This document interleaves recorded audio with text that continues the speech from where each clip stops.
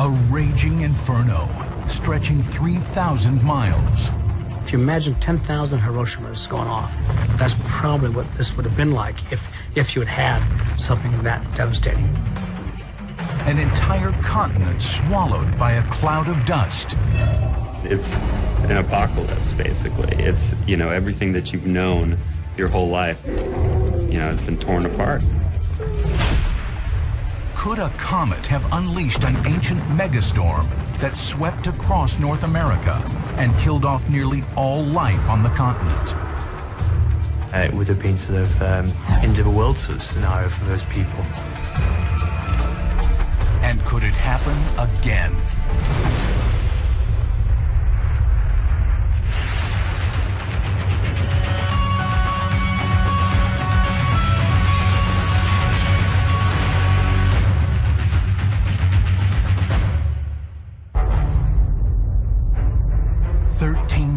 Years ago, a comet nearly 3 miles wide plunges through the atmosphere. It detonates above North America with a force equal to 20 million megatons, larger than a simultaneous blast by all the nuclear weapons in history. The explosion sends a trail of fiery fragments toward the continent below. Across North America, wildfires begin raging, scorching everything in their paths. Eventually, these fires stretch from the Atlantic to the Pacific. A wildfire on the scale of an entire continent is almost impossible for us to visualize. And, of course, it goes without saying that the amount of damage would be fantastic. Fires fill the air with soot, ash, and smoke, while super-hot cometary debris continues to rain down on the continent. We're talking about something that was significant enough to impact our atmosphere and come very close to the surface, and probably created a shock wave and superheated the whole North American continent. The atmosphere becomes so polluted that people and animals suffocate where they stand. The few humans and animals who survived the fires and dust storms slowly succumb to starvation. There wouldn't have been any food for them to eat, and they would have slowly starved to death and died off. I mean, it's an apocalypse, basically. It's, everything that you've known your whole life has been torn apart. For any people who are here, it's hard to imagine a more earth-shattering event than that.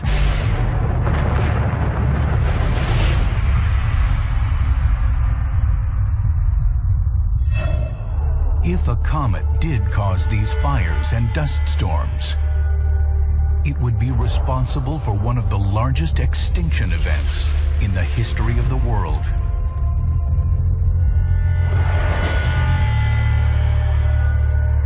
All across North America, the fossil record reveals a catastrophic event did in fact take place 13,000 years ago. In a geological instant, large mammals like mammoths and mastodons, along with the continent's Stone Age human civilization known as the Clovis, became extinct. That was a very unique culture, the Clovis culture, and it simply doesn't seem to move beyond 13,000 years in the rock record. It just ceases to exist. The woolly mammoths, the mastodons, the saber-tooth tigers, the types of beasts that you dream about as kids, these are the ones who are roaming our plains, and these are the ones that were raising havoc. These were the animals we were hunting. The loss of the Ice Age megafauna, especially mammoths and mastodons. It's a well-known fact that they went away pretty quickly. And of course, the Clovis culture seems to disappear as well. They were the last people, probably, in what we think of as North America, to see the great Ice Age beasts. This sudden disappearance of both animals and humans does not show up anywhere else on the planet. But what could have caused nearly all life in North America to vanish so quickly? For decades, scientists have speculated about what could have happened. One popular theory suggested that the Clovis culture hunted the animals into extinction and destroyed the food chain.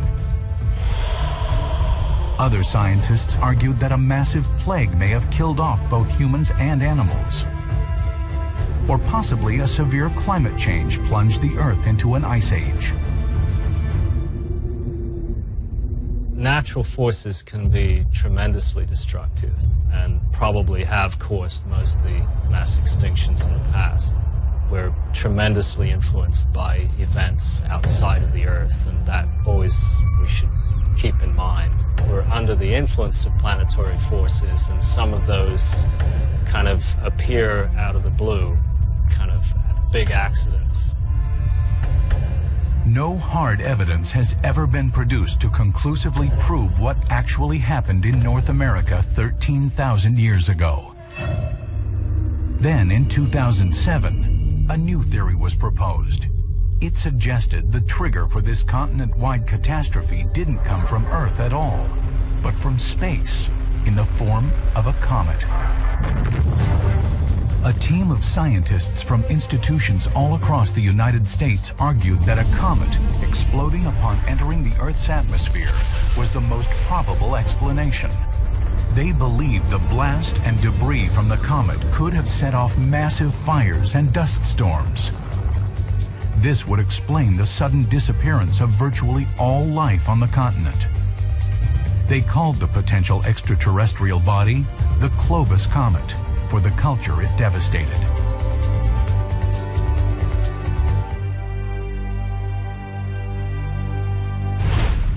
The idea of a comet made sense.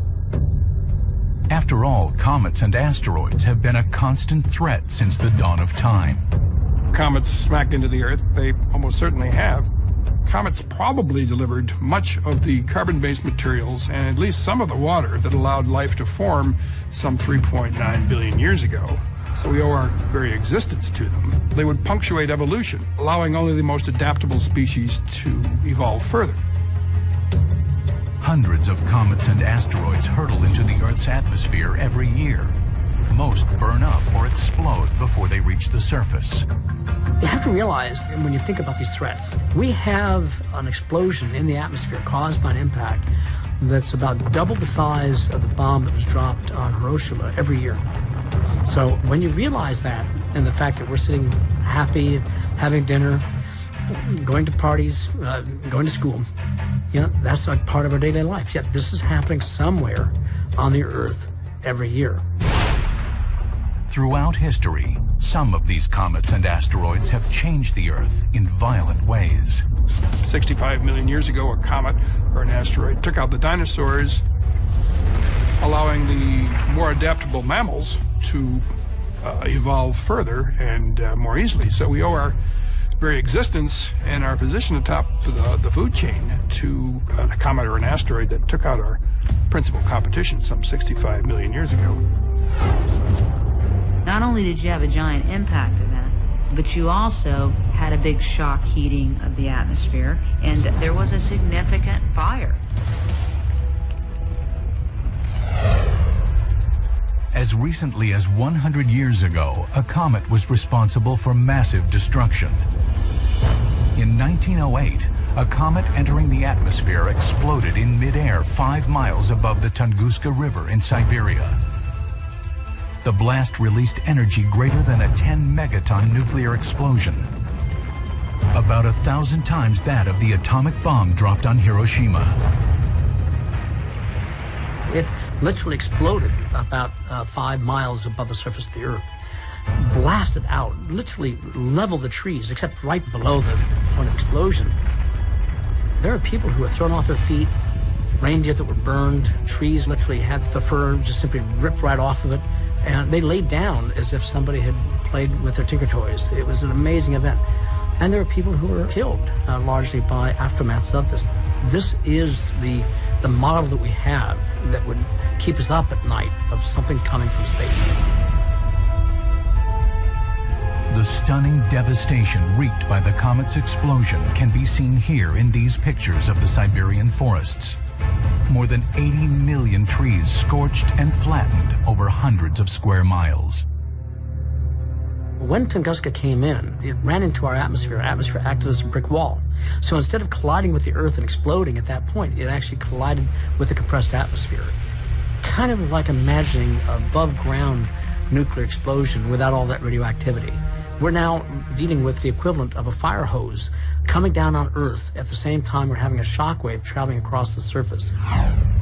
In 1908, Tunguska was inhabited by only a few hundred people. But had the comet entered Earth's atmosphere a few hours earlier, it would have exploded over Western Europe, potentially killing millions of people. At the time, the population of London was 7 million. If the comet of Tunguska had actually exploded over London, that would have caused widespread devastation. We were just incredibly fortunate that this thing exploded over Siberia. It was a total fluke. The vast destruction in Siberia provides clear evidence that an exploding comet can have a lethal impact on the Earth. But the Tunguska comet was only about 165 feet wide. The Clovis comet that exploded over North America 13,000 years ago would have been nearly 3 miles wide, almost 100 times bigger. The type of event that occurred for Tunguska had to have been small compared to the one that caused all this massive disappearance of peoples and mammals. It had to be much more devastating. It had to be much more widespread. It had to cover a large part of North America. Could the explosion of a massive comet in Earth's atmosphere destroy an entire continent? If you really did have this huge cometary explosion, you'd potentially had large areas that would have been decimated by forest fires. It would have been a very, very strange place with charcoal and dust everywhere on the surface where these fires have gone through. Could a comet really be responsible for the destruction of nearly all life in North America 13,000 years ago?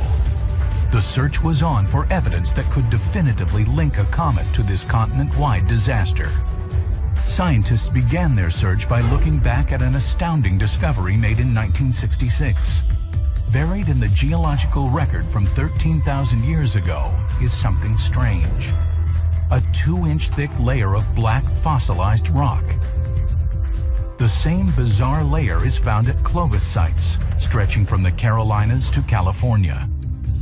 Scientists dubbed this layer the Black Mat. They believe the Black Mat holds the secret to what nearly wiped out North America 13,000 years ago.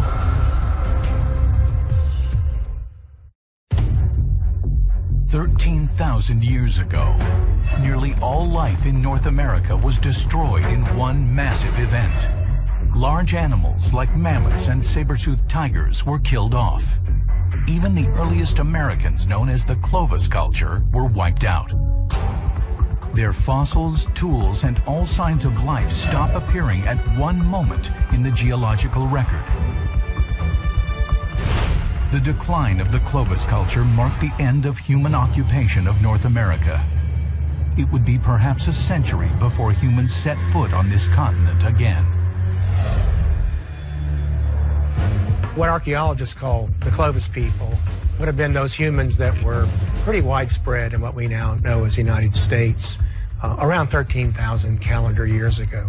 The Clovis people were us. They were probably Asians. They would have somehow been the ancestors of what we know as the American Indian, perhaps the distant ancestors of them. They were certainly people who in every way had the same intellectual capacity we do. So we have to think of them really as us, but in their world, which is very different than our world.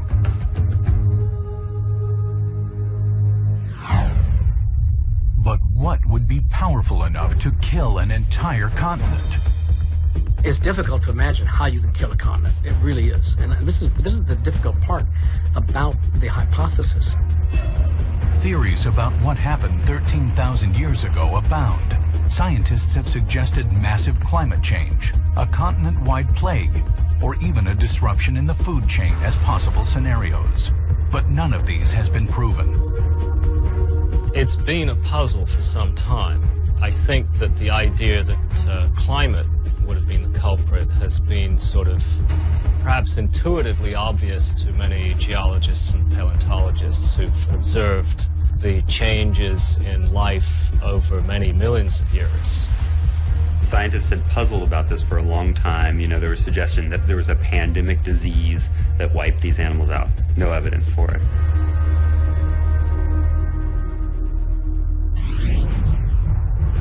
One thing is very clear. Something massive happened. And this event represents one of the biggest extinctions in the history of the world.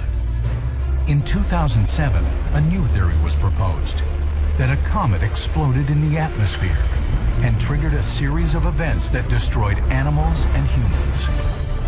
It would have been sort of end of the world sort of scenario for those people. If a comet did explode in the planet's atmosphere 13,000 years ago, the evidence has to exist. The first place scientists looked was in the geological record. In more than 20 different Clovis archaeological sites across North America, scientists have found something unusual, a 2-inch layer which they have dubbed a black mat.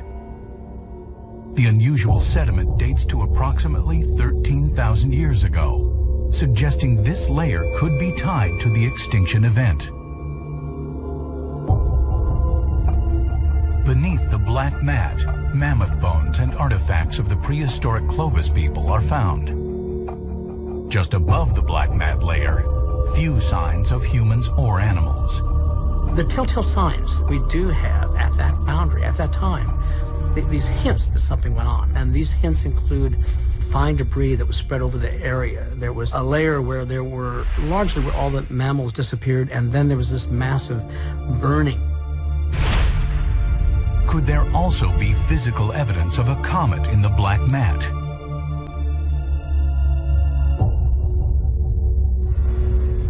Scientists believe that if a comet were responsible for devastating North America, it would leave behind an interstellar trail, similar to the famous KT layer, a layer of clay that proved a massive asteroid slammed into the Earth 65 million years ago, killing the dinosaurs. The KT boundary, the Cretaceous-Tertiary boundary, this was a layer that was found at a certain horizon where there was a sudden dying across here, 75% of species. They discovered this big giant spike of iridium, and not just iridium, it was other types of elements that are associated with iridium that tells you that this had to be from a cosmic abundance, that is something that came from space. In 2005, scientists gathered at a Clovis site known as Topper in South Carolina, looking for evidence of a comet. Professor Albert Goodyear was lead archaeologist at the site. This is the approximate location sampled here in 2005. A large number of examples of the magnetized particles that they think came from literally out of space, and they were very clearly associated with the Clovis layer. Later on in the laboratory, they found high concentrations of iridium, nickel, and some sort of carbonized glass. Topper has trillions and trillions of nanodiamonds. The geophysicists regard nanodiamonds as sort of a high probability extraterrestrial element. Just like with the KT layer, scientists now had proof that a comet or asteroid had played a role in the extinction of life in North America. But unlike 65 million years ago, when an asteroid left an enormous impact crater in the Yucatan Peninsula, there was no crater tied to an event in North America 13,000 years ago. Scientists believe the Clovis comet must have exploded in midair, just like the Tunguska comet of 1908. When you have an impact, you're transferring all that energy of motion, and you're converting it into energy of heat. It's still coming in as it flies through the atmosphere. So we're now dealing with the equivalent of a fire hose coming down on Earth at the same time we're having a shock wave traveling across the surface. While it's unlikely a cometary explosion alone could have destroyed the continent, perhaps the aftermath of the explosion could. Was there also evidence of what happened after the explosion in the black mat layer? Professor Luann Becker of Johns Hopkins University studied samples taken from sites across the continent, searching for clues that a massive catastrophic event had taken place after the explosion. Samples taken from Clovis sites from California to the Carolinas all revealed evidence of soot. The presence of soot in each of these locations suggests that massive fires must have taken place right after the explosion and possibly swept across the continent. I think there was significant fires at this event. Everywhere we looked, there's evidence for charcoal and fire in the form of what we call soot. This type of material only happens when you have huge firestorms. Fiery fragments could certainly have set portions of the continent on fire, but could those fires have spread 3,000 miles and engulfed the entire continent? If there were ever some sort of circumstance that led to giant wildfires spreading across all of North America, it's almost inconceivable how terrifying that would be for any population that was there. Could wildfires really have scorched an entire continent, wiping out a civilization and driving many species into extinction?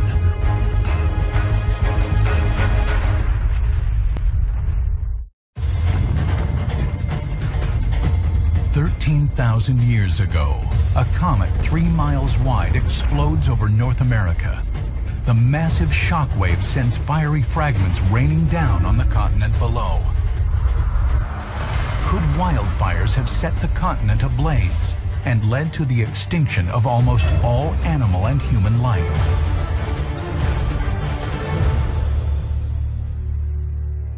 You know, a wildfire on the scale of an entire continent is almost impossible for us to visualize. And, of course, it goes without saying that the amount of damage would be fantastic. Wildfires are one of the deadliest forces in nature.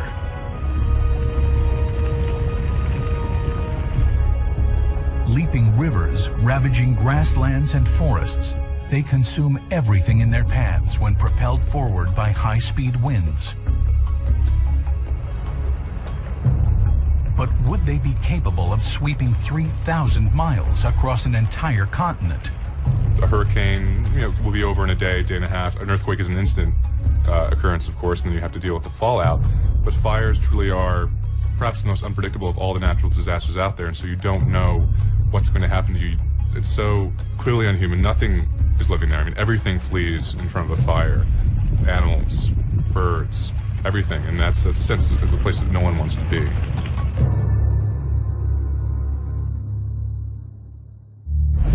If North America were set on fire by an explosion of a comet 13,000 years ago, it would have been perhaps the largest firestorm in the history of the world. To get a glimpse into the power of a firestorm, we can look at the recent past. In 2007, one of the most destructive wildfires of the last 100 years rampaged through Southern California. Anybody who lived through some of those fires understands how incredibly severe and how quickly the fires can spread. And it happens really fast, and there's not a lot you can do about it to get out of the way. If you happen to be in that line of fire, you may not make it.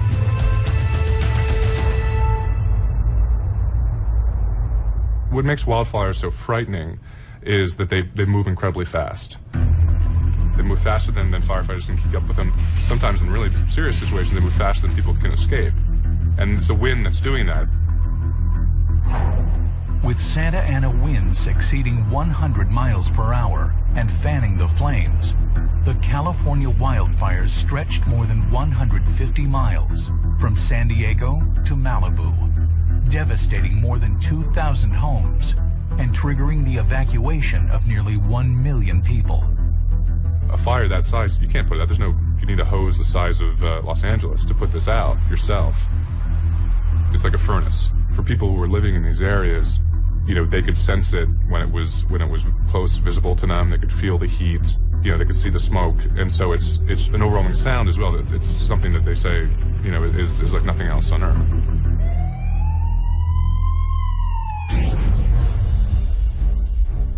The California wildfires were devastating, but imagine if they stretched across an entire continent. The firestorms 13,000 years ago would have been nearly 200 times bigger. I lived in California. If you look down towards LA where all those fires were happening, you know, you saw soot as far as where I lived in Santa Barbara. That's a good distance away, and yet that stuff spreads, and you know, the whole sky is orange, and so it's just kind of a glimmer of what it must have looked like over the entire continent of North America at that time. Is it possible for wildfires to spread across an entire continent? The Clovis Comet may have created the perfect scenario for this to happen.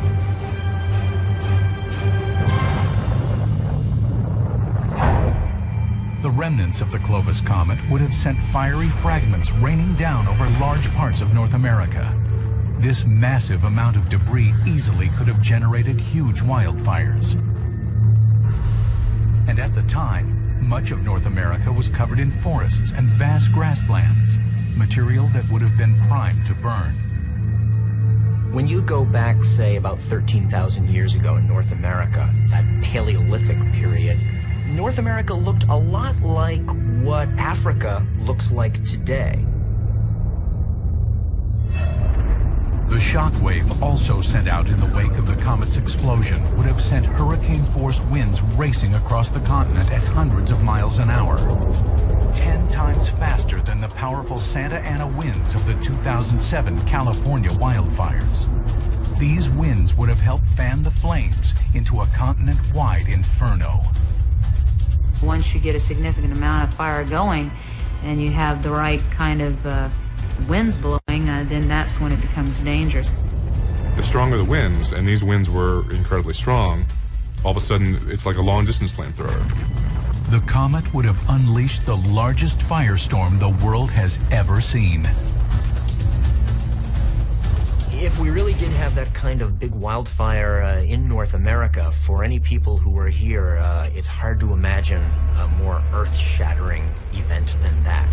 Everything they knew about their way of life would have been completely disrupted.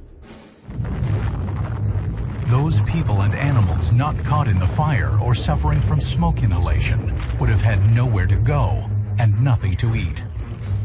Many, many species would probably have been destroyed. If not immediately killed in the fire, they might have had a very, very hard time surviving whatever was left of the land thereafter. There would have been a lot of widespread starvation.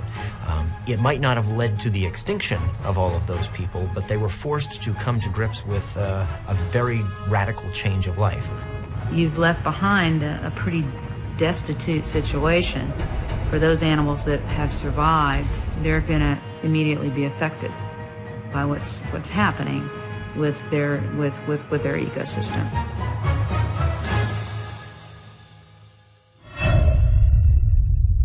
When the storms finally died down, the Clovis culture was nearly extinct, and certain species of animals would never be seen again. And in some instances, the animals that did survive would never be the same again. The bison has become an icon of the American plains, but these powerful animals may actually be a smaller version of a much larger ancestor. The modern bison does not seem to exist in the Ice Age fossil record, and that's been curious because the modern bison seems to appear at a later time. The older ones have much longer horns. It's possible today's bison could be some sort of genetic mutation of the ancient bison. And for some reason, these smaller bison survived the storm, passing on their genes, while the traits of their larger relatives were lost. There could have been a genetic bottleneck, which is something that occurs when populations are brought to very low numbers, and in situations like that, quite profound changes can happen because the gene pool, as it were, has been so much reduced. The storm that swept across North America 13,000 years ago would have been one of the worst extinction events in the history of the planet. But it's possible the aftermath of this ancient disaster may have also created a lethal scenario that plunged the planet into an even greater worldwide crisis.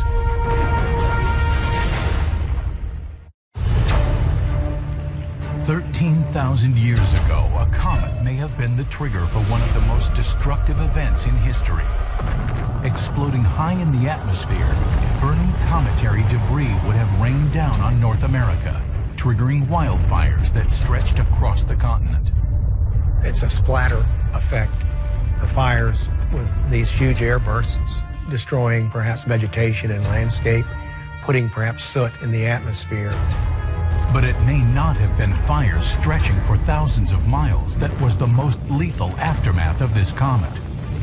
In addition to the fiery fragments sent plummeting to the continent below, the nearly 3-mile-wide comet also unleashed massive amounts of dust and debris into the atmosphere after its explosion. As the dust rained down, it combined with the vast amounts of soot being created by wildfires. Together, the two created a deadly mix that blanketed much of the continent in a toxic haze. The few humans and animals that had avoided the fires would have suffocated, choking to death on dust. If you load the atmosphere with a lot of dust, it's going to spread out and it's going to potentially cover the range in the area that was affected by the actual blast itself.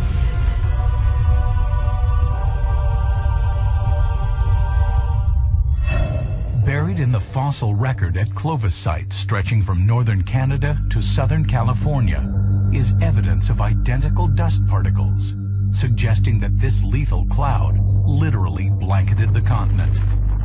Dust storms have the capacity to kill people and animals by suffocating. If you're breathing in this sand, this dust, and it's getting in your lungs, it's really like drowning. It's drowning in this dry dust. North America has been ravaged by dust storms before, but could anything match what happened 13,000 years ago? The closest thing may have been what has become known as the Dust Bowl of the Great Depression. In the 1930s, dust storms blanketed the central plains of the United States, stretching from New Mexico and Colorado to Oklahoma and Kansas. The storms were nicknamed black blizzards because they often lasted for days, as clouds of black dust would blow across the Great Plains. People who experienced the dust storms were often unable to see more than a few feet in front of them. If you live in one of these storms, you could be blinded by the dust flying in your face. It creeps under doors, it buries cars, it buries plant life. You can have dust inches high, sort of drifting up on the floors of your house. They can be extremely destructive. The Dust Bowl stretched across 150,000 square miles, but its impact pales in comparison to the aftermath of the Clovis Comet. The dust storm unleashed by the Clovis Comet could have covered 3.8 million square miles, an area 25 times larger than the Dust Bowl. The dust from the Clovis Comet was composed of soot and cometary debris. It was also thicker and more deadly than the Dust Bowl, which consisted of mostly thin topsoil. Fire vaporized the trees and all the organic matter in the soil and turned it into, charcoal dust. Although the destruction unleashed on North America alone would have created one of the most lethal extinction events in the history of our planet, the aftermath of the comet's dust storm may have reached around the globe with devastating implications. That changes the climate, changes the ecosystem. What we're talking about now is something on a big, broader scale.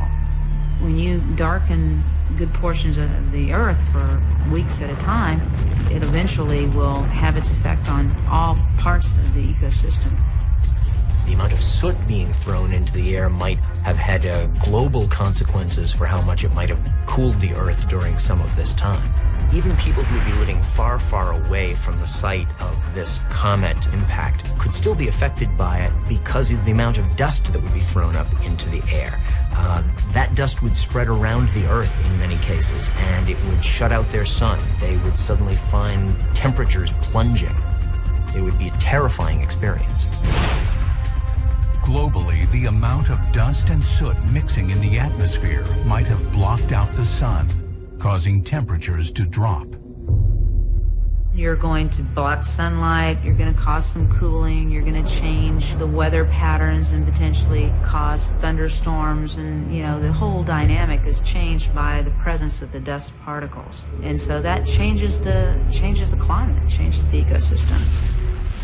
But the most far-reaching consequence of this dust storm may have been triggered when the storm died down. Once the dust and soot mixture fell out of the atmosphere, vast quantities of it would have come to rest on a massive ice sheet that covered nearly all of Canada. When you accrete a lot of dust into the atmosphere, eventually it's going to make its way to the ice sheet.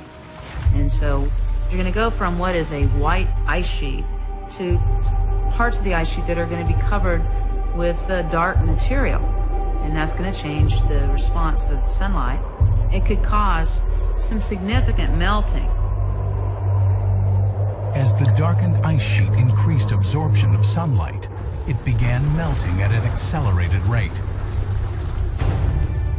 The amount of glacial meltwater flowing into the ocean would have been greater than all the fresh water in the world's modern lakes, creating the potential for climatic disaster. If you were to release tens of thousands of gallons of fresh water into the Atlantic Ocean, like we think may have happened, this would change the whole circulation of the oceans. This huge amount of water pouring into the world's oceans would have disrupted the currents and sent temperatures plunging by 5 to 10 degrees across North America and Europe, triggering an ice age. This ice age lasted more than 1,000 years, as glaciers crept across the landscape, devouring forests. Global temperatures dropped to freezing levels. The food chain became disrupted. The human population around the world plunged. Clearly there was an event. It was a significant event that affected life, especially in North America and Northern Europe. And we see that in the biologic record, we see it in the climate record, we see it in the oceanographic record. I mean, we even see it in the ice cores.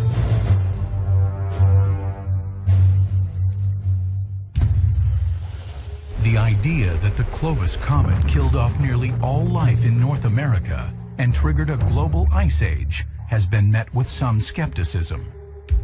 This is not a slam dunk case, and I think everybody acknowledges this. But as a hypothesis that's testable, we've got all the elements of saying there was change. Where we see debris, we know that there's a black mat indicating a great dying.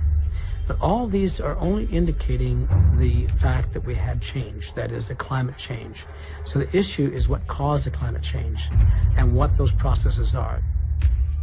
It's kind of a to-be-continued story here. There's a number of theories, but the one that we think may be an all-encompassing theory is the possibility of an extraterrestrial event.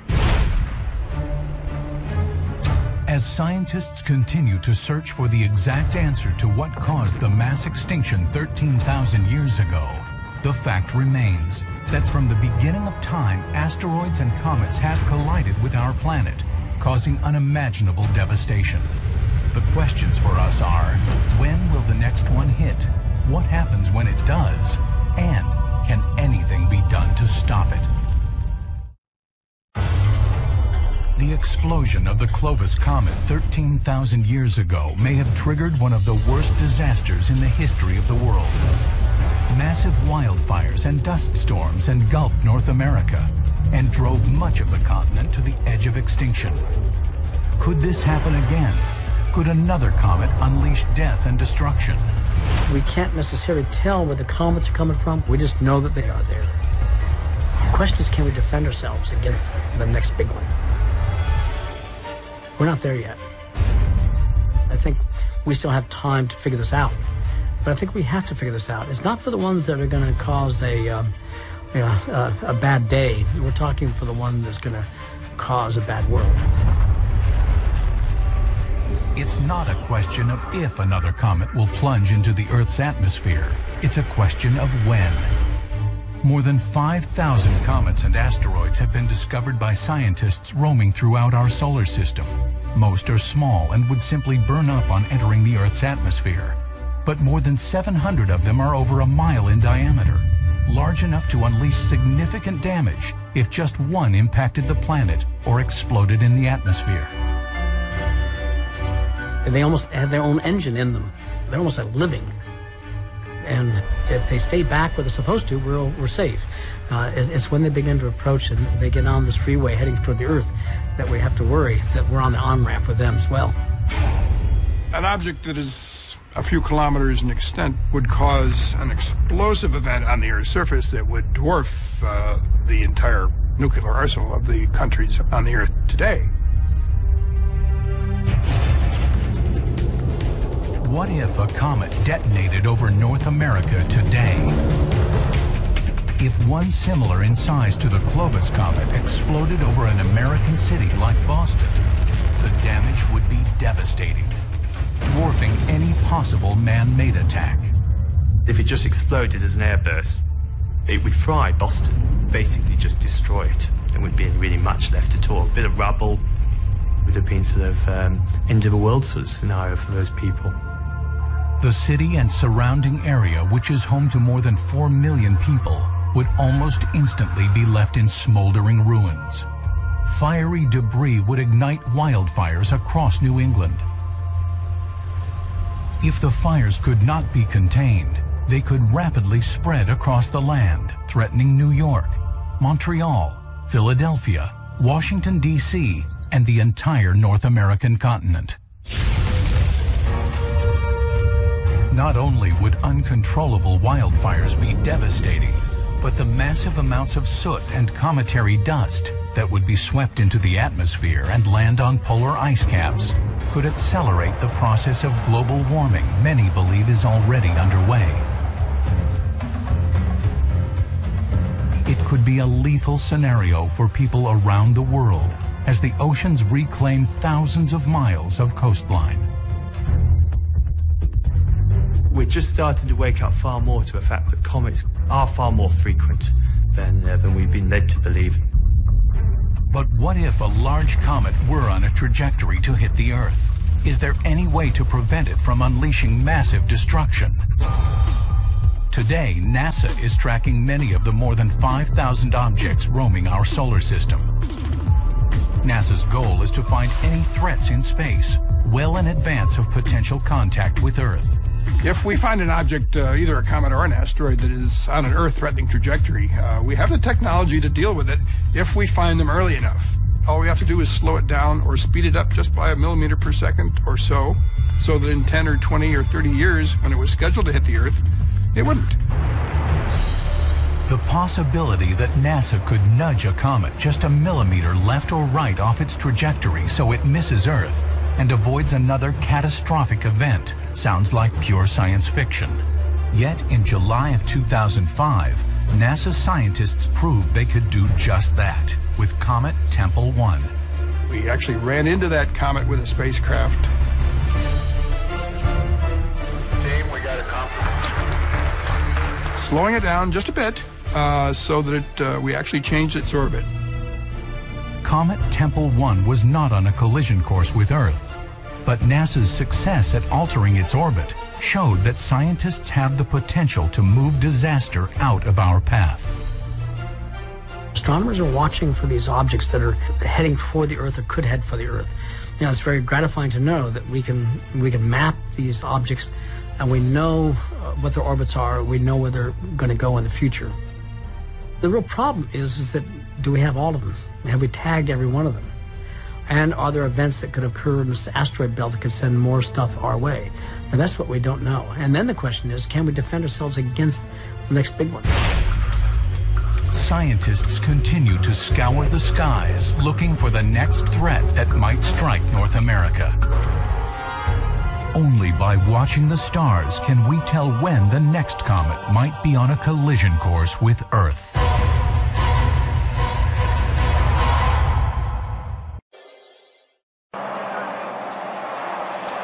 That's crazy. It's the beam.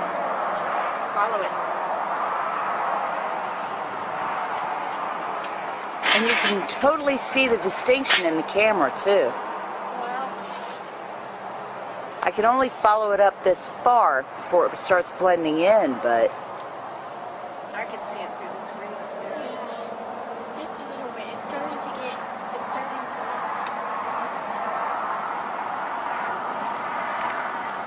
It's like somebody took a giant knife, like some giant... Yeah. Sliced it.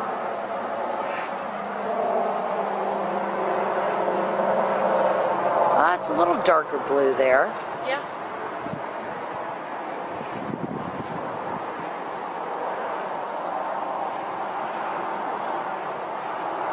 That is so weird.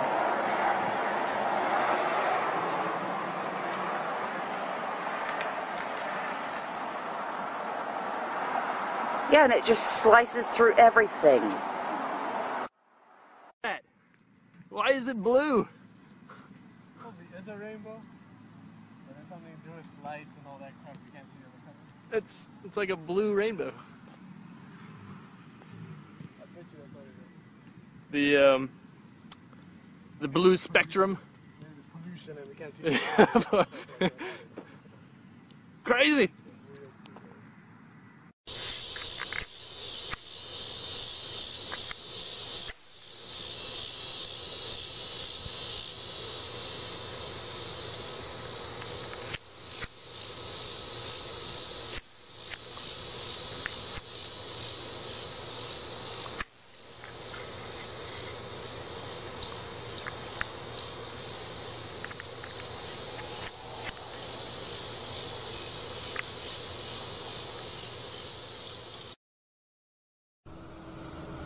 This is Rev. Michelle Hopkins. Let me show you something else that this South Atlantic diamond can do, powered by the Ascension Island hydroacoustic system. You see this flare of light. This is a sonic flare. It's coming up directly from that. It's heating up the clouds in the sky. You see they're actually hot. It's causing heat in the sky and in the clouds, coming down way over there. It's actually skipping off the ionosphere and coming back down. I've mentioned this in other films of mine, and it is not exactly at Palatino. And as you see, this is not as far inland as Palatino. This is an inlet from the ocean on the eastern shore of Brazil, going inland in from the inlet right here. Let me show you where that is. Right here seems to be that inlet, and they were standing up over here. And as you notice,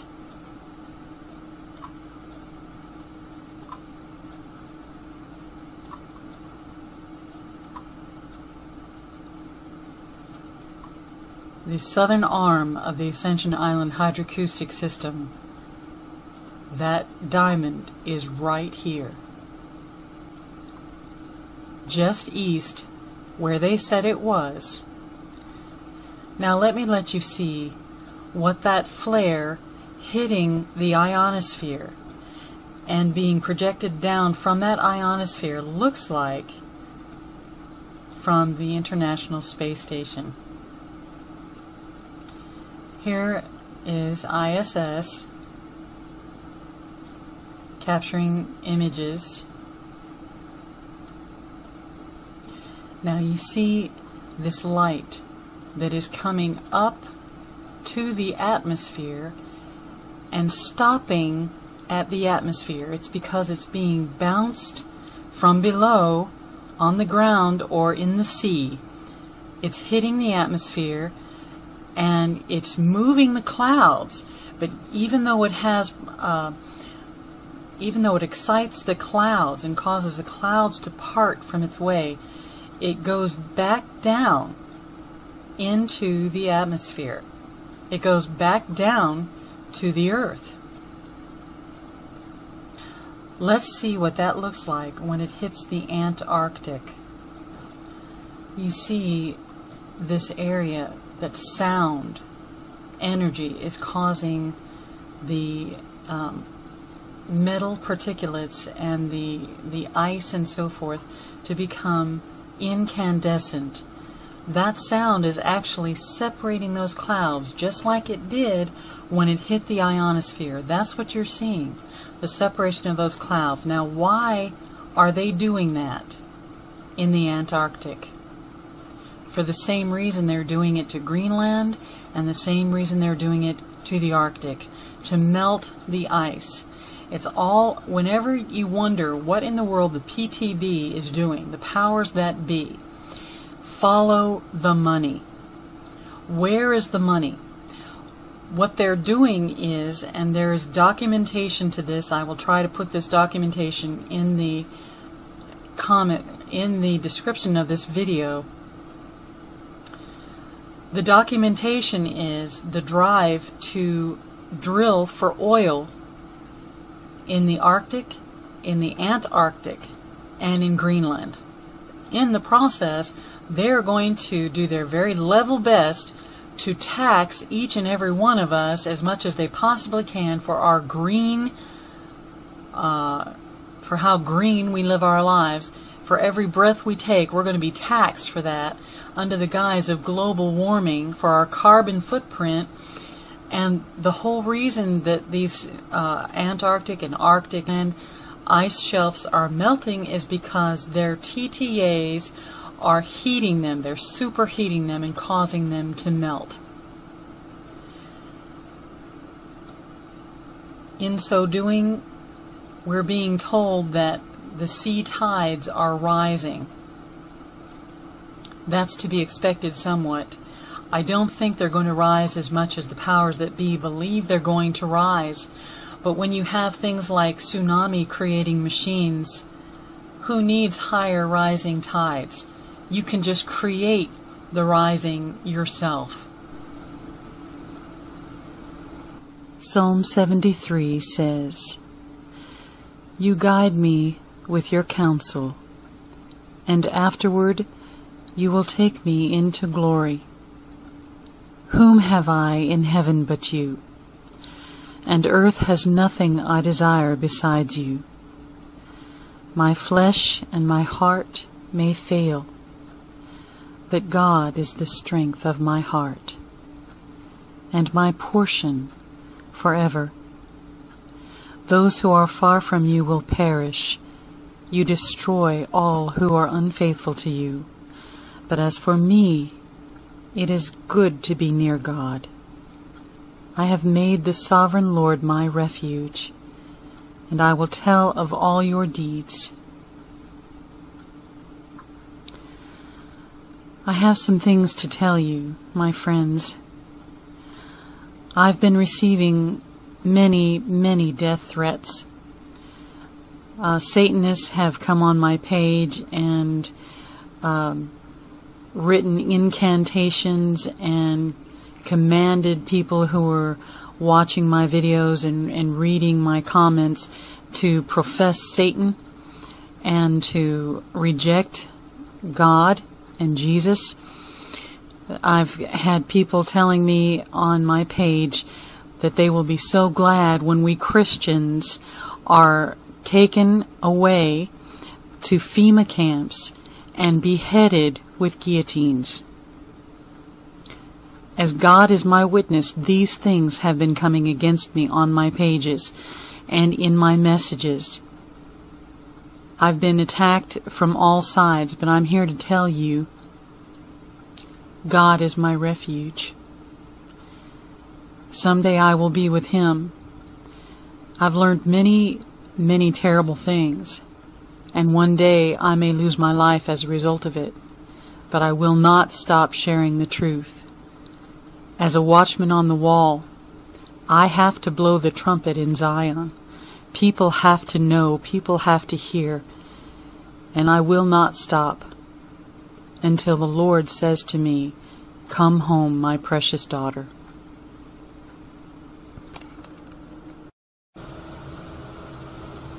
This is Rev. Michelle Hopkins. Thank you for watching, everyone, and God bless you.